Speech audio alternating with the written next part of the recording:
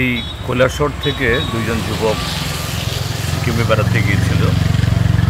তো সেখানে উত্তর সিকিমে লাচুং নামক জায়গা, সেখান থেকে ফেরার পথে এই ল্যান্ডস্লিপ ছিল, তাদের গাড়ি খাদে পড়ে যায়। এতে সব মিলিয়ে বোধহয় 8-9 জন এই গাড়িতে ছিল এবং গাড়ি রাস্তা থেকে পড়ে গিয়ে একদম তিস্তা নদীতে পড়ে যায়। তিস্তা নদীতে এখন জল খুব স্ফীত এবং খরস্রোতা।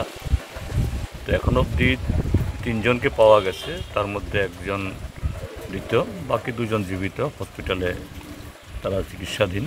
আর বাকিগুলিকে এখনও পাওয়া যায়নি, ট্রেস করতে পারিনি। আমি সেখানে আমার এক বন্ধু, সেখানকার প্রাক্তন এমপি, তার সাথে যোগাযোগ করেছি। সিকিমের সরকার, তারা তাদের পুলিশ, এনডিআরএফ, এসডিআরএফের লোকজন খোঁজাখুঁজি করছে। তো আপ্রাণ চেষ্টা করছে তারা বের করার জন্য।